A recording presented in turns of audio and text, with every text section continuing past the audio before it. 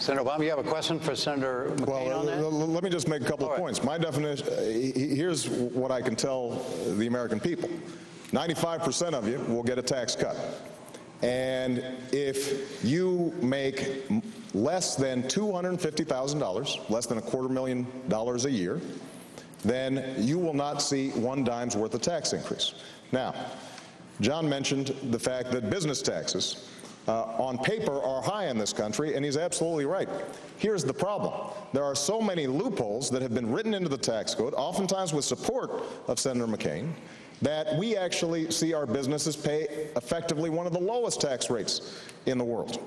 And what that means then is that there are people out there who are working every day who are not getting a tax cut, and you want to give them more. It's not like you want to close the loopholes. You just want to add an additional tax cut over the loopholes, and that's a problem. Just one last point I want to make. Senator McCain talked about providing a $5,000 health credit. Now, what he doesn't tell you is that he intends to, for the first time in history, tax health benefits. So you may end up getting a $5,000 tax credit. Here's the only problem. Your employer now has to pay taxes on the health care that you're getting from your employer. And if you end up losing your health care from your employer, you've got to go out on the open market and try to buy it. It is not a good deal for the American people, but it's an example of this notion that the market can always solve everything, and that the less regulation we have, the better off we're going to be. Well, you know, let me just... we got to go to another leading question. I know we have to, but this is a classic example of walking the walk and talking the talk. We had an energy bill before the United States Senate. It was festooned with Christmas tree ornaments. It had all kinds of breaks for the oil companies. I mean, billions of dollars worth. I voted against it. Senator Obama voted for it. John, you want to give oil companies another $4 billion. You've got to look at our records. That's the important thing. Who fought against wasteful and earmarked spending? Who has been the person who has tried to keep spending under control? Who is the person who has believed that the best thing for America is to have a tax system that is fundamentally fair? And I've fought to simplify it, and I have proposals to simplify it. Let's give every American a choice. 2 tax brackets, generous dividends, and let Americans choose whether they want the existing tax code or they want a new tax code. And so, again, look at the record, particularly the energy bill.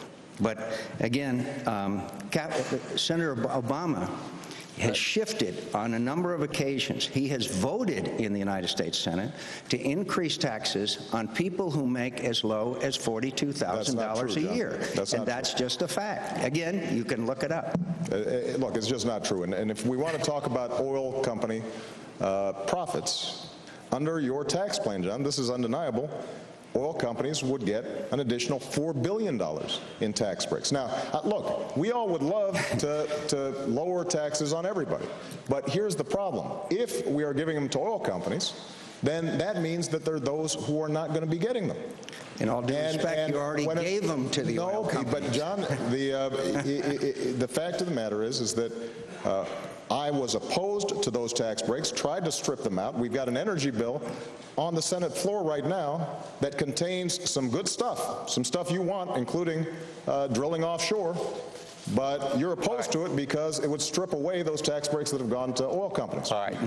All right. Speaking of things that both of you want, another lead question, and it has to do with the rescue system, the financial rescue thing that I started asking about. Yeah. And the first answer is to you, Senator Obama. As president, as a result of whatever financial rescue plan comes about, and the $700 billion, whatever it is going to cost, what are you going to have to give up in terms of the priorities that you would bring as President of the United States as a result of having to pay for the financial rescue plan? Well, there are a range of things that are probably going to have to be delayed. We don't yet know what our tax revenues are going to be. The economy is slowing down, so it's hard to anticipate right now what the budget's going to look like next year. But there's no doubt that we're not going to be able to do everything that I think needs to be done. There are some things that I think have to be done. We have to have energy independence. So I've put forward a plan to make sure that In 10 years' time, we have freed ourselves from dependence on Middle Eastern oil by increasing production at home, but most importantly, by starting to invest in alternative energy, solar, wind, biodiesel, making sure that we're developing the fuel-efficient cars of the future right here in the United States, in Ohio and Michigan, instead of Japan and South Korea. We have to fix our health care system, which is putting an enormous burden on families. A report just came out that the average deductible went up 30% on American families. They are getting crushed, and many of them are going bankrupt as a consequence of health care. I'm meeting folks all over the country. We have to do that now because it'll actually make our businesses and our families better off.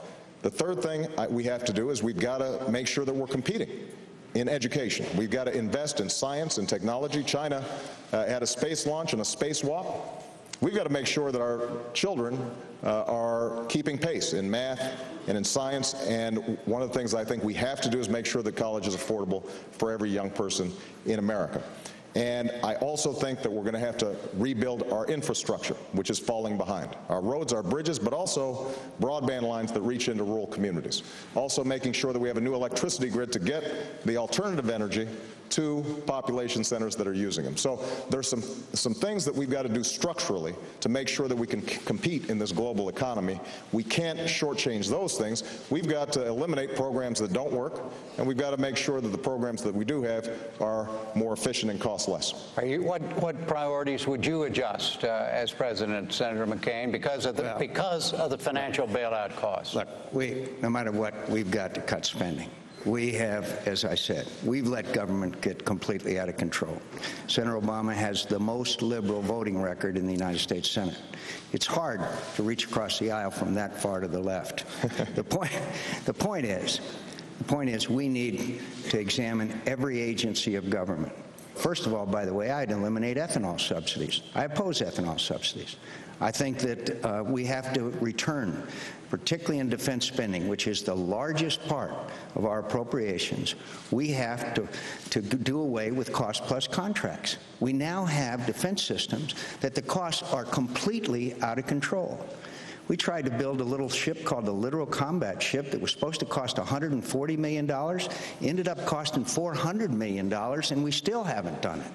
So we need to have fixed cost contracts. We need very badly to understand that defense spending is very important and vital, particularly in the new challenges we face in the world, but we have to get a lot of the cost overruns under control. I know how to do that. I saved the taxpayers $6.8 billion by fighting a contract that was negotiated between Boeing and DOD that was completely wrong. And we fixed it, and we killed it, and people ended up in federal prison. So I know how to do this, because I've been involved in these issues for many, many years. But I think that we have to examine every agency of government and find out those that are doing their job and keep them, and find out those that aren't and eliminate them. And we'll have to scrub every agency of government. But if I